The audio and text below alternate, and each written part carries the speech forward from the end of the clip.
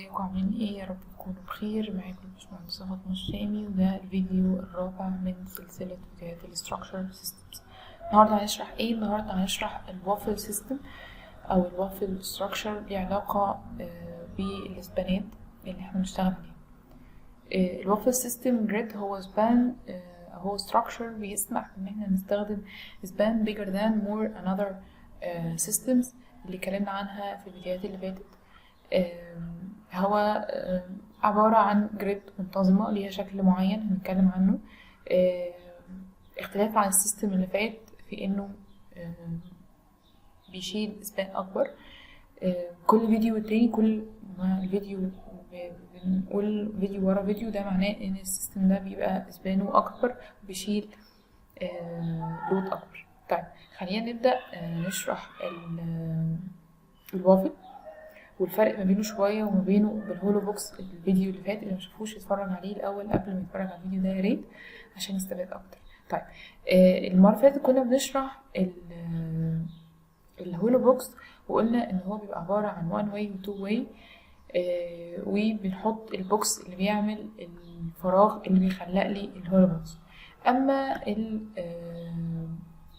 الوافل فهي بيبقى فيها التو واي وبتبقى جريد متقسمة زي نفس فكرة برضو الهولو بوكس كان برضو فيه تو واي. الوافل مش شرط يبقى ستريت، يعني شايفين الشكل ده هو وافل ستراكشر، وده بيخليني يبقى عندي فرايتي اكتر بكتير ان انا استخدم الار سي في حاجات زي دي، لانه طبعا اوفر من الستيل، بيديني سيفتي حلو قوي مقارنه بالستيل لو لا قدر الله حصل حريق. عايزه بس اتكلم عن شويه تفاصيل ليها علاقه بالستراكشر بتاع الوافل كرسم، لان احنا هدفنا برضو ان احنا ازاي نرسم الستراكشر ده بالطريقه الصح. اول حاجه الوافل سيستم والسلابه بتاعته، هو شكله في السكشن او قطاعه بيبقى الشكل ده بالظبط. هو بيكون سلابته صغيره نفس فكره الهولو بوكس، السلابة بتبقى صغيرة من 8 ل 10 سنتي. اما البيمز اللي نازلة هي ديت اللي بتبقى مدعمة السلابة ومديها له قوة. في الهولو بوكس هي كانت بتبقى نازلة ستريت، اما الوافل فهي حرفيا شبه الوافل بالظبط، بتبقى مايلة. يعني هي الوافل شبه الوافل الحقيقية بتاعت الايس كريم، بتبقى فيها زي شنفر كده او ميل، ده بيدي دعامة وقوة اكتر. طيب ايه الفكرة ما بين السكشن ده والسكشن ده؟ هو فكرة ان الوافل سيستم ممكن يستخدم بين كذا باكية، وده نفس اللي احنا اتكلمنا عنه في نهاية الفيديو اللي فات اللي ليه علاقة بالهولو بوكس، لما قلنا ان هو ممكن نستخدم الوان واي في كذا باكية جنب بعض. والباكية هي المسافة او الاريا اللي بتبقى محصورة ما بين 4 كولومز. فانا لو عندي مسطح كبير زي مثلا نرجع للصورة دي، فانا عندي هنا البوركينج ده في كذا كولوم نازلين، كل كولوم والتاني ما بينهم بيخلق باكية. الباكية دي هي ممكن اقدر استخدم ما بينها structure system زي ده اللي هو الوافل. فالكولوم ده والكولوم ده بيربط ما بينهم بيم، هي دي البيم المين الكبيرة اللي بتبقى اكبر كعرض وكسقوط من البيم الصغيرة اللي بتبقى ناتجة عن طريق الجريد اللي متقسمة جوه الباكية الواحدة. طيب تعالى نكمل الدايمنشن. فبداية كده زي ما قلنا السلاب بتبقى من 8 ل 10، والسقوط بتاع الجزء الكاميرا ده بيبقى من 30 ل 60. طيب الوينج ده قد ايه او مقاساته هنتكلم عنها كمان شويه. يبقى دي المقاسات الستاندر كده اللي انا عايزاكم تعرفوها. هي بيبقى الباكيه مكونه من بيمز داير ما يدور، اللي هي الحمراء دي اللي بتبقى بتربط ما بين كل كولوم والتاني. والكولوم يا اما يبقى سكوير او ريكتانجل، مربع او مستطيل، يا اما 60 في 60 او 60 في 40. الوافل ذات نفسها هي بتبقى متقسمة جريد 1.5 متر في 1.5 متر او 120 في 120. دي سبانته، يعني ده رينج وده رينج. والريب او البيم المايلة دي اللي هنتكلم عنها كمان شوية، واللي هي بتبقى ظاهرة لنا هنا في السكشن. طيب ده السكشن قطاع كده موجود، ودايما السكشن هو الحاجة اللي بتبقى بتفهمنا اكتر بالستراكشر سيستمز. الوافل هي شبيهة جدا بالهولو بلوك، وهي على فكرة احد الاجزاء الادفانسد منه. يعني هي نفس فكرة قوي الهولو بوكس، بس هي فكرة ان البوكس او الحاجة اللي بتخلق لي السبيس هناك كانت بلوك ريكتانجل منتظم، كان 20 40 في 20 في 20.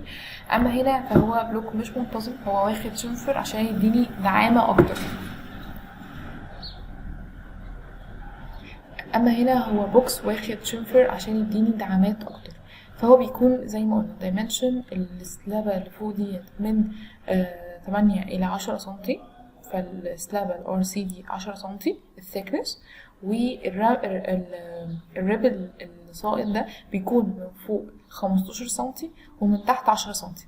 طيب احنا بنرسم الوافل سيستم ازاي؟ بنرسم الوافل سيستم عن طريق الجريد. شايفين الجريد الدوتد الحمراء دي اللي بتترسم في الاول، ودي بيكون السنتر لاين اللي بيكون هو السنتر لاين نص الريب ده بالظبط، وده بيكون السنتر لاين اللي ببدأ ارسم يمينه وشماله. فانا في السكشن هرسم من فوق يمين 7.5 وشمال 7.5، ومن تحت يمين 5 وشمال 5، عشان اقدر اخلق الجزء ده طبقا للسنتر لاين اللي انا بكون رسماه. طيب ايه اللي بيترسم الاول، البلان ولا السكشن؟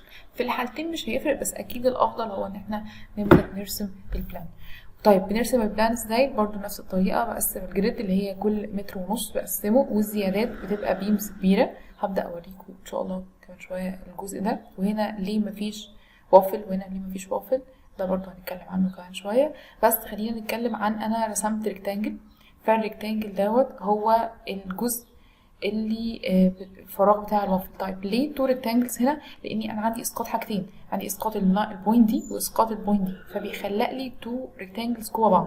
فالريكتانجل اللي جوه هو انديكيشن ان انا بعيده عن السنتر لاين 5 سم، واللي بره بعيده عن 7.5، فبالتالي انا بعيده عن ده 7.5 وبعيده عن دوت 5 سم.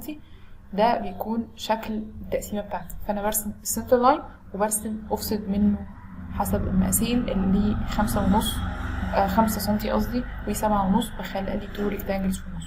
طيب الجزئيه بقى الكبيره اللي هنا دي بتكون المين بيم اللي بتوصل لي من العمود ده للعمود ده مع الجزئيه اللي فاضله دي. طيب الحته الكبيره دي بتبقى ايه؟ الحته الكبيره دي بتبقى داير ما يدور الربع هنا وربع هنا وربع هنا وربع هنا في الاربع باكيات اللي جنب بعض، ودي بتبقى زي تاج العمود اللي موجوده هنا بالظبط. شايفين الجزئيه دي؟ ده ربع في الباكيه دي وربع في الباكيه دي وربع في الباكيه دي وربع في الباكيه دي، وده طبعا مع كل الاعمده دي. طيب وظيفه التاج ده ايه؟ نفس التاج اللي اتكلمنا عنه في الفلات سلاب، اللي اتفرج على الفيديو التاني هو كان فيديو الفلات سلاب، وبيشرح الجزئيه دي وبيشرح ليه بنحط تاج عند الاعمده. وده لان مع ضغط او البريشر القوي الناتج عن روف كبير زي ده، ممكن مع الاريا الصغيره بتاعه العمود يحصل اختراق للسقف. وده حصل كتير جدا للاسف بسبب ان ناس كتير قوي بتحاول توفر في الجزئيه دي.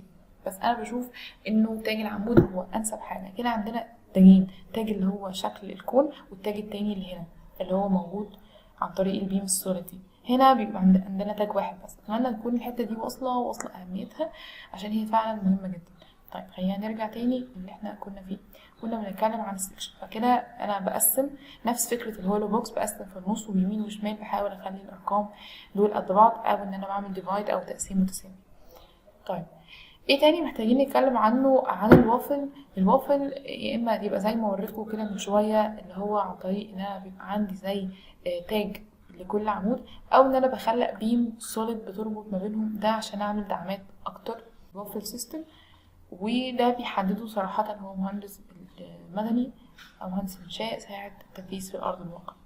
طيب ده رسمهم ايه؟ اللي فيها تاج لوحده بيبقى بالشكل ده، وده اللي بنشوفه، وهو فكرة ان كل عمود بياخد جزء من الباكية، او انه بوصل ما بينهم ببيمز. طبعا ده لو تاخدوا بالكم هنا الوافل عددها اقل بكتير من هنا، فهنا لما اكون عايزة اعمل دعامات اكتر بعمل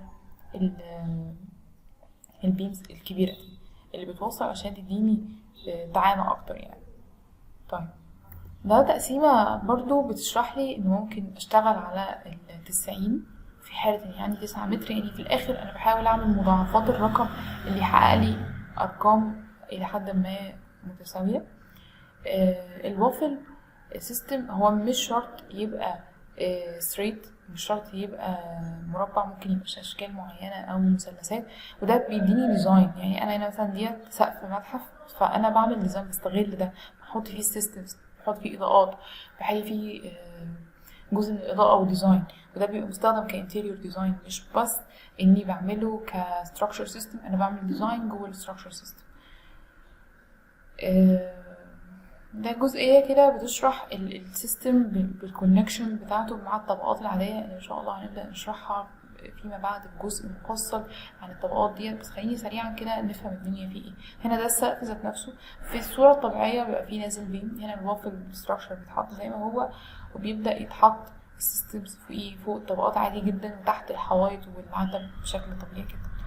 طيب المعالجات بقى مع السيستمز، يعني شايفين هنا مثلا السيستمز عاديه ماشيه جدا، التكييف السبلاي بتاعه ماشي جدا. زي ما قلت لكم مش ببقى محتاجه ان انا اعمل فول سيلينج خلاص، لاني ببدا استخدم دوت كانه جزء من الديزاين بتاع الانتيريور ديزاين من جوه، كفايب من جوه ببدا اتعامل معاه. وانا بالعكس انا بوزع السيستم بتاعي كستراكشر سيستم كسيستمز تكييف او كهرباء على اساس الستراكشر سيستم. شايفين الوضع؟